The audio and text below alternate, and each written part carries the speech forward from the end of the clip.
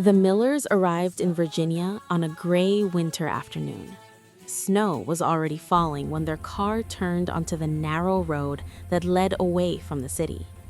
The houses disappeared one by one until only trees remained, tall, bare, and silent, lining both sides of the road like dark shadows. At the end of the road stood their new home. It was old, but not broken, large, but not welcoming. A wooden house with deep windows, a wide porch, and a roof that creaked softly as the cold wind passed over it. Ethan pressed his face against the window of the car. "Is this our house?" he asked, his voice filled with excitement. His parents nodded. A new job, a new town, a new beginning. For Ethan, it felt like an adventure. Inside, the house smelled like dust and old wood. The floorboards groaned under their footsteps, but the rooms were big and full of light. Sunlight entered through tall windows, making the air look warm, even though the winter cold remained outside. Ethan ran from room to room, laughing. "This can be my room. No, this one. Look how big this is." His toys were unpacked first. His red ball rolled across the wooden floor. His toy cars lined up along the baseboards. Spider-Man was placed carefully on the windowsill, watching the snow fall. Everything felt normal. But even as Ethan played, the house listened. The walls were quiet. The ceiling did not move. The pipes did not knock.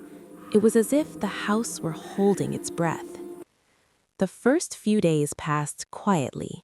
Snow continued to fall outside, slowly burying the road and the trees in white. Inside the house, Ethan filled the silence with laughter, racing his toy cars across the living room floor and bouncing his red ball against the walls. Everything still felt new.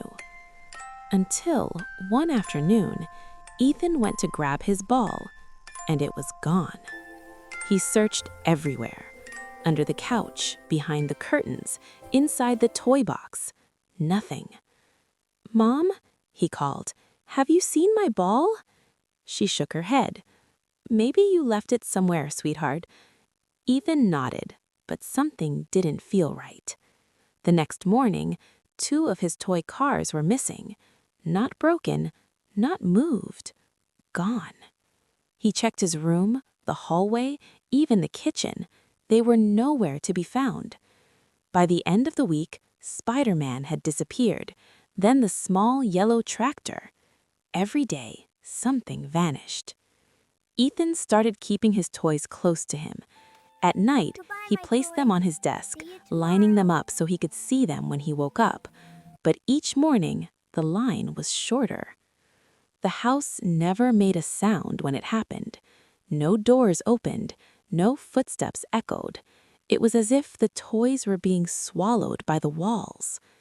Ethan began to feel watched, not by a person, but by the house itself. The floorboards creaked when he wasn't walking on them. The walls made soft tapping noises late at night. Sometimes the wind pressed against the windows, sounding like fingers. And sometimes, Ethan thought he heard his name being whispered. By the second week, Ethan no longer played the way he used to. He didn't race his cars, he didn't throw his ball. He sat on his bed, listening. The house was never truly silent anymore. At night, it creaked slowly, as if it were shifting its weight. The walls made soft ticking noises, like something inside them was moving. Ethan began to feel that the house knew him. One evening, while sitting alone in his room, he noticed something strange. There was a doll on his bed. It hadn't been there before. It was made of cloth, with stitched hands and button eyes. Its smile was crooked and faded, but somehow warm. The doll looked old, but familiar. Ethan did not feel afraid. He felt chosen. He picked it up and hugged it. "Did you bring me my toys back?" he whispered. The doll did not answer, but the room felt warmer. That night, Ethan slept deeply. For the first time since his toys had begun to disappear, he did not feel alone. The next morning, he brought the doll into the kitchen. "Thank you for my new toy," he said happily. His parents froze. "We didn't give you that," his father said. The air turned cold.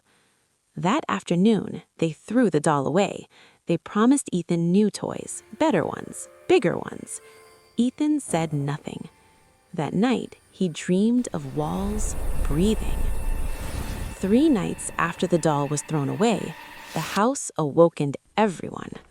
At exactly 3:30 a.m., a loud sound filled the living room.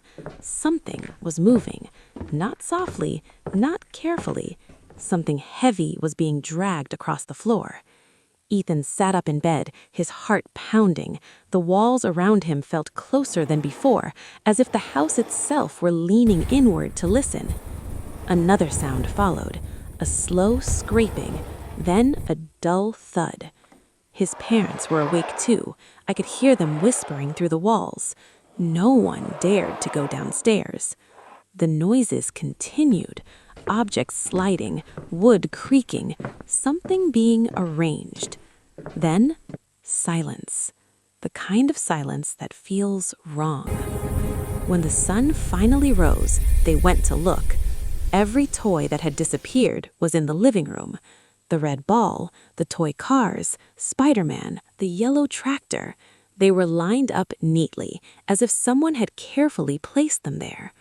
But when Ethan picked them up, he froze. Black ink covered the plastic and fabric. Each toy had the same words written on it. "These toys are mine. Sincerely, the house."